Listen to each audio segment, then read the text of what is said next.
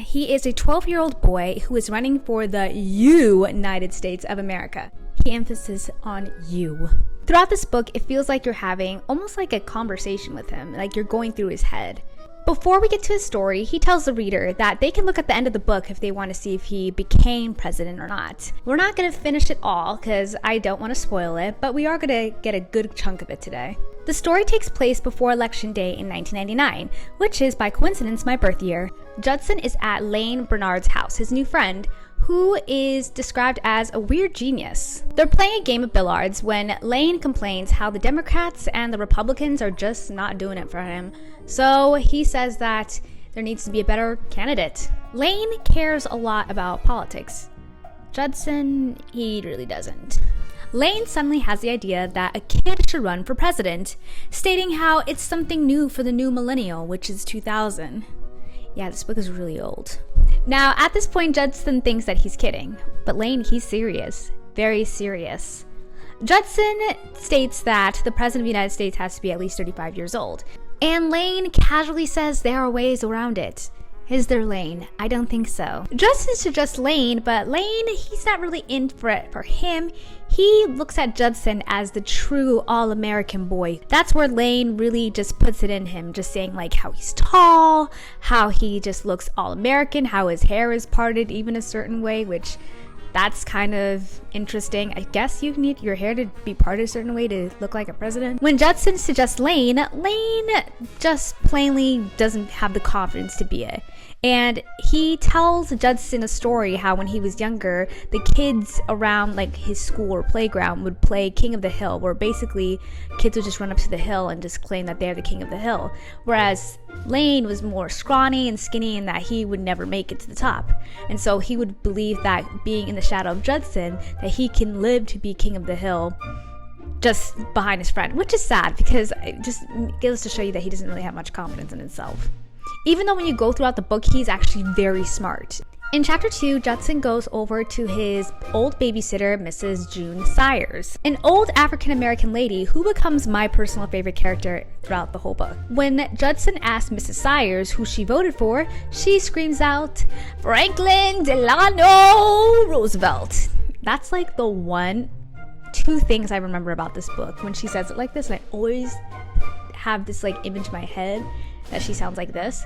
Franklin Delano Roosevelt. That was the first and second president that she reveals that she last voted for. Now keep in mind, this was like back in the 40s and this is the 90s we're talking about, so she's pretty old. She states that she hasn't voted for anyone else because everyone else who has ran for president just plays politics. I mean, homegirl is not wrong. And for some reason, this probes Judson to actually consider becoming the first kid president. In chapter 3, Lane and Judson are at school and the kids are discussing the turn of the century, the new millennial 2000. During lunch, we meet Arthur Krantz, who is the president of the Futures Lawyers Club and nicknamed Arthur Krantz, Mr. Smarty Pants. Now, Arthur used to be old friends with him, but over time he considers him a dweeb, which is pretty hypocritical because he called Lane a sort of weird genius. And that's when Arthur challenges him, basically just quizzing him on the presidency. Like, I did not know this until reading this, but if the president and the vice president dies, the Speaker of House is the next in line to become president, which I didn't know that. The two go back and forth, and it ends with them insulting each other, calling them weird 90s insult names like Spasmo or Dapo. Yeah. The kids in the lunchroom decide that being president is actually pretty cool, considering you get to fly a private jet and ride a limousine, have your own private movie theater and bowling alley. Almost immediately after hearing Judson say that he's going to run for president, Lane starts campaigning immediately. Now, in order to get to a ballot, you have to have a certain amount of signatures. Now, in the state of Wisconsin, which the characters live in, you need about 2,000, and they were able to get all the signatures in a week. In chapter 4, we are introduced to Judson's parents, who sell carpet tiles and cardboard boxes. He describes them as very oblivious to politics.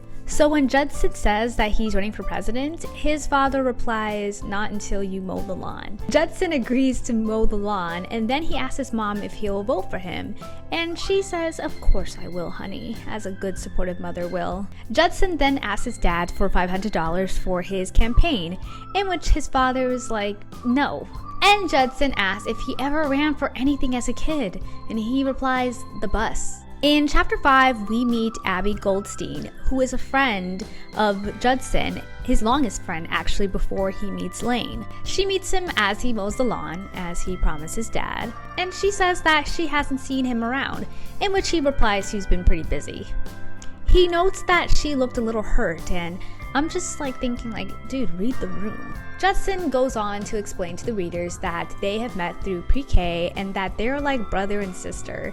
The two individuals reminisce about Judson's shenanigans, and let me tell you, if you knew this kid's background, I'm guarantee you wouldn't vote for him for president. I mean, this kid's pretty immature. He reveals to her that he's thinking of becoming president, and she replies if they will still become friends if he went on to become president. And he replies, of course. She wants to say something else, but she can't find the words to explain it. And then this sticks out to me as the second thing that really stood out to me in this book that I actually clearly remembered. It's when she turns around and her back is towards him, and as she walks away, she dabs her sleeves on her eyes as she walks away. And I just thought that was such smart writing. I mean, I love just seeing how he's oblivious to her feelings, and just he doesn't know what's wrong, but the readers clearly know that she has feelings for him, and he just doesn't know. The next day, Lane passes a note to Judson asking to meet at the treehouse, and it is revealed that it actually was Judson and Abby's treehouse before, they kind of I wouldn't say drifted apart, but just kind of kept their distance. And also, I forgot to mention this, but Abby actually really dislikes Lane. And Lane isn't too crazy about Abby either.